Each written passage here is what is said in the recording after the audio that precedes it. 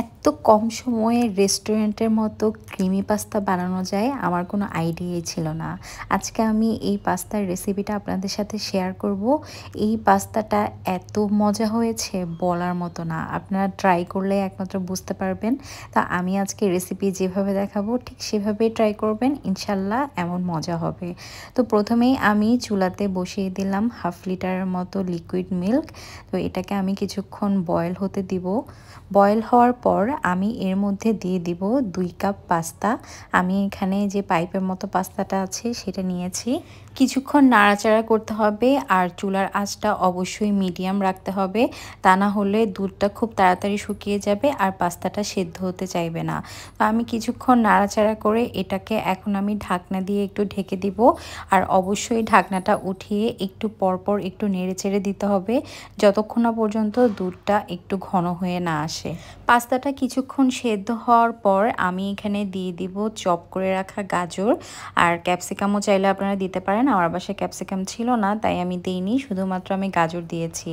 এরপর দিব লবণ পরিমাণ মতো, আপনারা যে যেমন যতটুকু পর্যন্ত লবণ খান ততটুকুই দিবেন। আর লবণের পরিমাণটা অবশ্যই কম দিবেন, কারণ এখানে আমি একদম শেষে চিজ দেব, চিজ একটু সল্টি হয়ে থাকে তাই লবণটা একটু বুঝে দিবেন। আর অবশ্যই এটাকে খুব ভালো করে নাড়াচাড়া করতে হবে, একটু পরপর নাড়াচাড়া করতে হবে ঢাকনাটা উঠিয়ে, তা না হলে এটা লেগে যেতে পারে আর তখন পাস্তাটা খেতে একদম মজা হবে না।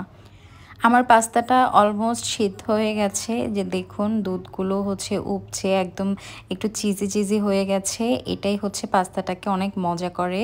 তো আমি এটাকে খুব ভালো করে নেড়েচেড়ে দিচ্ছি আর আশেপাশে যে ছড়িয়ে ছিটিয়ে আছে দুধগুলো, ওগুলোকে খুব ভালোভাবে আমি সরিয়ে পাস্তার সাথে মিশিয়ে নিচ্ছি। এখন আমি এগুলোর সাথে বাকি ইনগ্রিডিয়েন্টগুলো মিক্স করব। তো সবার প্রথমে যেটা দিব চপ করে রাখা পেঁয়াজ আর কাঁচামরিচ। পেঁয়াজটা অবশ্যই একটু বড় বড় করে কেটে নিতে হবে, তা না হলে একদম গলে মিশে যাবে পাস্তার সাথে। এটা যখন একটু আস্ত থাকবে খাওয়ার সময় মুখে লাগলে অনেক মজা লাগবে।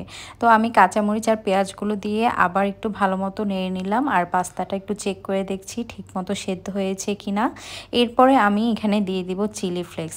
আমি প্রচুর ঝাল খেতে পছন্দ করি, আপনারা আপনাদের মতো করে দিবেন যতটুকু খাবেন। তো আমি এখানে অনেকগুলো চিলি ফ্লেক্স দিলাম, কারণ আমি অনেক বেশি ঝাল খাই।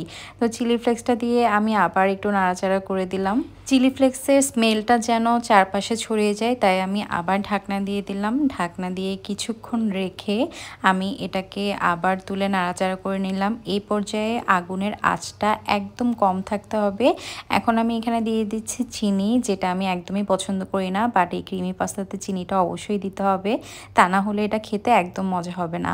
তো চিনি দেওয়ার পর আবার আমি নাড়াচাড়া করছি। কন্টিনিউয়াসলি এটা নাড়াচাড়ার মধ্যেই রাখতে হবে, তা না হলে এটা লেগে যাবে, কারণ দুধগুলো শুকিয়ে একটু চিজি হয়ে এসেছে। তো এরপরে আমি আবার পাস্তাটা চেক করে দেখছি ঠিকমতো সেদ্ধ হয়েছে কিনা। তখন একটু মুখে দিয়েছিলাম, দেখলাম এত মজা হয়েছে মাশাল্লাহ। তো এটাকে আমি এখন নাড়াচাড়া করতে থাকবো। এটা হয়ে গেছে। এই পর্যায়ে আমি চুলাটা বন্ধ করে দিয়েছি আর এখন দিয়ে দিচ্ছি মোজারেলা চিজ গ্রেট করে। চুলা বন্ধ থাকা অবস্থায় এটা করতে হবে, কারণ পাস্তাটা অলরেডি অনেক গরম আছে। চিজটা দিয়ে আপনি ঢাকনাটা দিয়ে দিবেন, সবগুলো চিজ গলে মিশে যাবে। এরপর আমি ঢাকনাটা উঠিয়ে আবার একটু নাড়াচাড়া করে নিলাম। এই পর্যায়ে আমি দিয়ে দিব গোলমরিচের গুঁড়ো। ওই যে আপনারা ঝাল যেমন পছন্দ করেন ঠিক তেমনই দিবেন, আমি একটু বেশি করে দিয়েছি গোলমরিচের গুঁড়ো। 20-25 মিনিট রাখার পর এখন আমার পাস্তাটা পরিবেশনের জন্য একদম তৈরি। আমি একটা বাটিতে নিয়ে নিচ্ছি। নেয়ার সময় এটা এত চিজি লাগছিল, দেখতে অনেক ভালো লাগছিল আর খেতে তো অনেক মজা হয়েছে মাশাল্লাহ।